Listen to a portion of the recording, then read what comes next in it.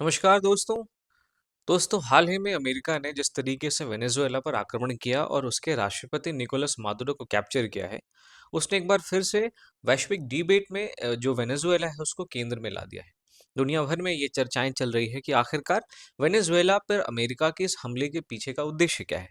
अब इस उद्देश्य के बारे में हम किसी दूसरी वीडियो में बात करेंगे, लेकिन आज के वीडियो में हम ये बात करेंगे कि 19वीं शताब्दी में स्वतंत्रता मिलने के बाद वेनेजुएला में जो भी सरकारें आई, उन्होंने वेनेजुएला की अर्थव्यवस्था में किस प्रकार से परिवर्तन किए कि हमारे वर्तमान समय में जो वेनेजुएला का क्राइसिस दिखता है, इस क्राइसिस तक वेनेजुएला पहुंचा है। आज वेनेजुएला ऐसी स्थिति में है जहां पे उसकी अर्थव्यवस्था में आपको हाइपर इन्फ्लेशन दिखेगा, जिसे हम अति मुद्रास्फीति के नाम से जानते हैं। इस हाइपर इन्फ्लेशन के अलावा पलायन एक बहुत बड़ा मुद्दा है वेनेजुएला में, जहां से लाखों लोग, करोड़ों लोग वेनेजुएला से पलायन करके जो आसपास के पड़ोसी देश हैं वहां पे जा रहे हैं।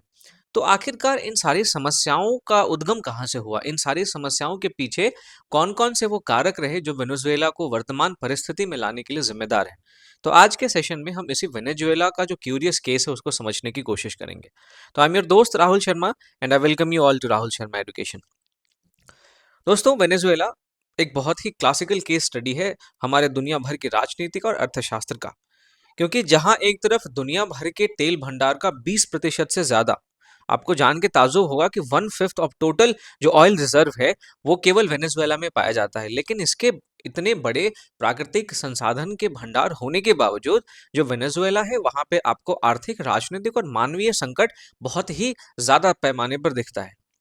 अब ये जो स्थिति है, इसे रिचर्ड ऑटी करके एक ऑथर हैं, उन्होंने संसाधन शाप या फिर इसको रिसोर्स कर्स कहते हैं।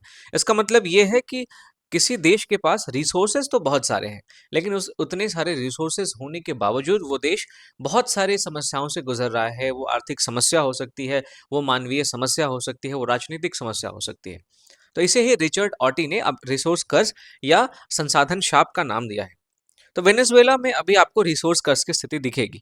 वहाँ के जो भी संस्थान हैं जो वेनेजुएला की अर्थव्यवस्था को, वहाँ की राजनीतिक जो तामझाम है उनको लेके जो चल रहे थे, वो संस्थाएं काफी कमजोर हो चुकी है। वहाँ पे लोक लुभावन राजनीति देखने को मिलती है, और इसकी वजह से जो वर्तमान भू राजनीतिक हस्तक्षेप अमेरिका के द्वारा किया गया है वो हमें देखने को मिलता है। तो दोस्तों, हम समझते हैं वेनेजुएला का ऐतिहासिक विकास क्रम कि आखिरकार वेनेजुएला का उद्गम किस तरीके से हुआ और वो वर्तमान स्थिति में कैसे पहुंचा। वेनेजुएला दरअसल एक स्पेनिश उपनिवेश था। 16वीं सदी में स्पेन ने इस पे अपना अधिकार कर लिया था और इसको अपना उपनिवेश बना लिया था। जब ये स्पेनिश उपनिवेश था तो वेनेजुएला की जो अर्थव्यवस्था थी वो कृषि आधारित थी, और वेनेजुएला की अर्थव्यवस्था की संरचना काफी शोषणकारी थी, जैसा कि हमें सारे उपनिवेशों में देखने को मिलता है। लेकिन 1811 से 21 के बीच में जब दक्षिणी अमेरिकी महाद्वीप में साइमन बोलीवर के नेतृत्व में स्वतंत्रता संग्राम चलता है, तो वेनेजुएला को भी स्वतंत्रता मिलती है। और 20वीं सदी में जब तेल की खोज होती है वेनेजुएला के अंदर, तो तेल की खोज के बाद वेनेजुएला की अर्थव्यवस्था में एक बहुत ही आमूलचूल परिवर्तन आता है। 1920 के दशक में जब तेल की खोज होती है, तो वेनेजुएला एक प्रमुख तेल निर्यातक देश के रूप में उभर के सामने आता है, क्योंकि राज्य की आय का जो मुख्य स्रोत था वो था तेल। तो अब ये जो तेल आधारित अर्थव्यवस्था बनी, और जो संसाधन अभिशाप जिसकी बात रिचर्ड ऑटी ने अपनी 1993 के बुक में की है, वो कैसे हुई इसको समझिए। एक तो वेनेजुएला में जो प्राकृतिक तेल है उसके भंडार बहुत ज्यादा है। दुनिया भर का 1/5 रिजर्व जो है वो केवल वेनेजुएला में अकेले पाया जाता है। लेकिन वहां पे आर्थिक विविधीकरण नहीं है। पूरी की पूरी वेनेजुएला की अर्थव्यवस्था आपको केवल तेल आधारित देखने को मिलेगी। वहां पे कृषि और विनिर्माण की उपेक्षा की गई। वहां पे जो आयात आधारित उपभोग था उसको बल मिला। ऐसा इसलिए क्योंकि जब तेल का अत्यधिक निर्यात होने लगा तो लोगों के पास पैसे आने लगे, और लोगों ने अपने उपभोग के लिए चीजों का आयात करना शुरू कर दिया। और जब आयात आधारित उपभोग होता है दोस्तों, तो विनिर्माण को बहुत ज्यादा बल नहीं मिलता है। किसी भी देश के अंदर आप देखेंगे, जो भी विनिर्माण यानी हमारे जो अर्थव्यवस्था का द्वितीय क्षेत्रक है, उसमें आपको उसका योगदान बहुत कम देखने को मिलता है। क्योंकि विनिर्माण ये कोई क्यों करना चाहेगा जब उसकी सारी जरूरतें आयात से पूरी हो रही है, जाहिर सी बात है। तो राज्य की जो अत्यधिक निर्भरता थी तेल पे, उसके कारण जो भी संस्थाएं थी वो एक तो कमजोर हो गई, आर्थिक विविधीकरण नहीं हो पाया, और तेल पर अधिक निर्भरता के कारण वेनेजुएला में भ्रष्टाचार और जो किराया आधारित राजनीति है, ये बहुत ही बड़े पैमाने पर हमें देखने को मिलता है। लेकिन 1958 से लेकर 1990 तक एक लोकतांत्रिक दौर भी आपको वेनेजुएला में देखने को मिलेगा, जहां पे स्थिरता तो आती है, लेकिन जो अर्थव्यवस्था थी वो अभी भी खोखली थी। तो इस स्थिरता का जो आधार था वो काफी खोखला था। 1958 के बाद से जब लोकतांत्रिक शासन वेनेजुएला में आता है, तो तेल आय से जो भी आमदनी सरकार को होती थी, उससे सरकार सब्सिडी देने लग गई, उससे सरकार सार्वजनिक रोजगार देने लग गई। लेकिन तेल ही आय का मुख्य स्रोत था, इसकी वजह से भ्रष्टाचार बहुत ज्यादा बढ़ा।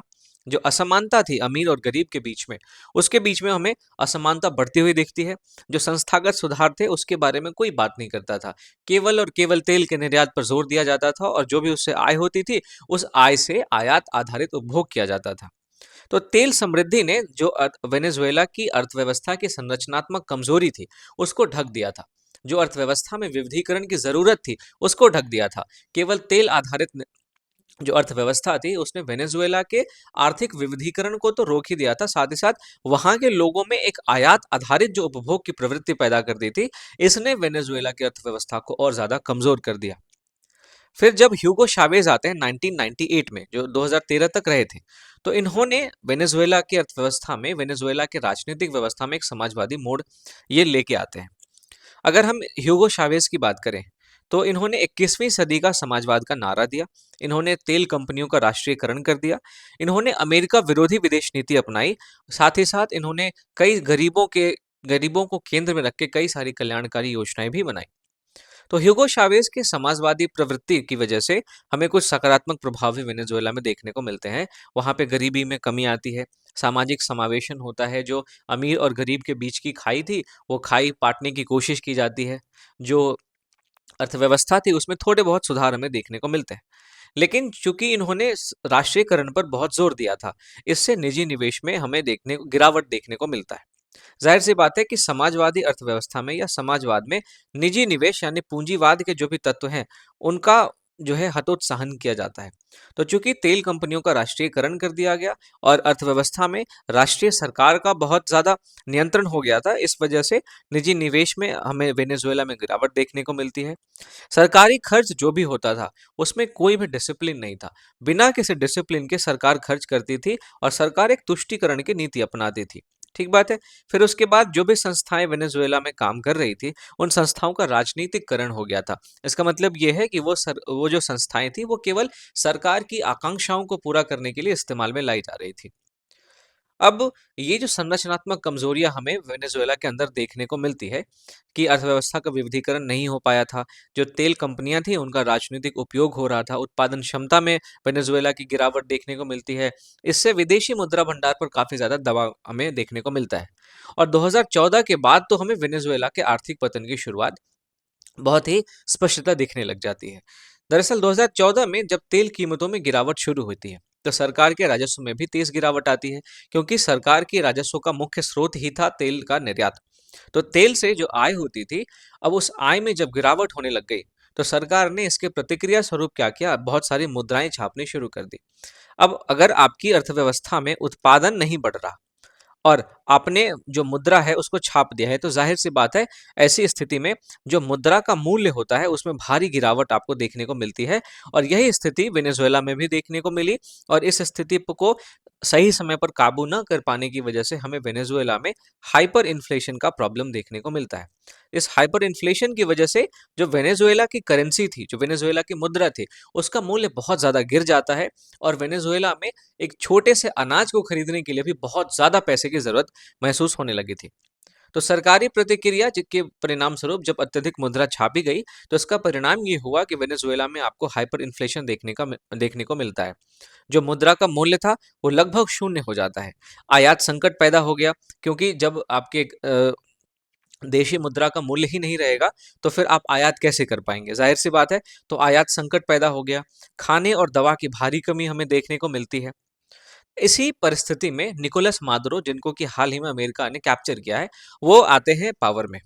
और उनके आने के समय कई सारे राजनीतिक संकट पहले से थे। तो 2013 के बाद जब वो पावर में आते हैं, जब वो सत्ता में आते हैं, तो उन्होंने जो चुनाव करवाए वो चुनाव बहुत ज्यादा विवादित रहे। पूरे विश्व में इसकी आलोचना भी हुई। इन्होंने विपक्ष का दमन किया।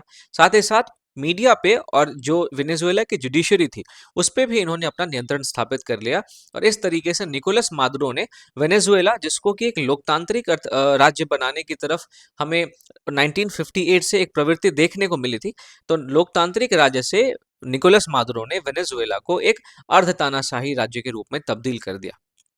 अब इसकी वजह से हमें वेनेजुएला के अंदर बहुत भारी मानवीय संकट भी देखने को मिलता है।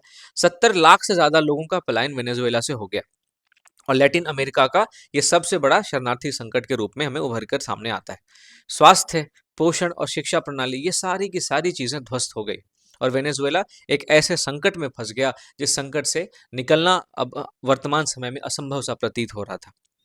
तो वर्तमान में जो अंतर्राष्ट्रीय और अमेरिकी हस्तक्षेप हमें देखने को मिलता है, इसमें कि अमेरिका ने जो भूमिका निभाई है, उसने कहा कि सरकार जो भी वेनेजुएला में काम कर रही थी वो अलोकतांत्रिक थी। वेनेजुएला पर 2019 में आप देखेंगे तेल निर्यात को लेकर अमेरिका ने कड़े आर्थिक प्रतिबंध लगाए थे, उसके तेल व्यापार पर रोक लगा दिया था।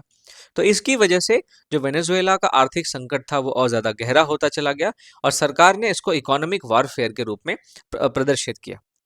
तो दोस्तों, अब अगर वेनेजुएला की इस केस स्टडी को आप पढ़ते हैं कि वेनेजुएला ने हालांकि स्वतंत्रता तो 19वीं सदी में ही पाली थी, लेकिन 1920 में जब तेल की खोज हुई तो उसके बाद से वहां की सरकारों ने जिस तरीके का रवैया अपनाया, वहां की सरकारों ने जिस तरीके से वेनेजुएला की अर्थव्यवस्था को केवल तेल आधारित अर्थव्यवस्था बनाए रखा, अर्थव्यवस्था में विविधीकरण नहीं किया, उसकी वजह से वेनेजुएला इस वर्तमान संकट में फंसा हुआ है। तो वेनेजुएला में हालांकि ह्यूगो चावेस ने समाजवाद को अपनाने का प्रयास किया, लेकिन वो असफल हो गए। तो क्या ये समाजवाद की विफलता है? तो इसको हम इतना सरलीकरण करके ये नहीं कह सकते कि वेनेजुएला में समाजवाद असफल हो गया, क्योंकि वेनेजुएला की असफलता के पीछे का वास्तविक जो कारण था, एक तो था रिसोर्स कर्ज, जिसको संसाधन अभिशाप कहते हैं। वहां संसाधन बहुत ज्यादा प्रचुर मात्रा में थे, लेकिन उन संसाधनों का विविधीकरण नहीं हो पाया, उन संसाधनों का सही तरीके से जो सरकार है इस्तेमाल नहीं कर पाई। तो संसाधन अभिशाप वास्तविक कारण है। वहाँ की संस्थाएं काफी कमजोर थी, इसकी वजह से जो अर्थव्यवस्था है, जो वेनेजुएला है, एक असफल राष्ट्र के रूप में सामने आया।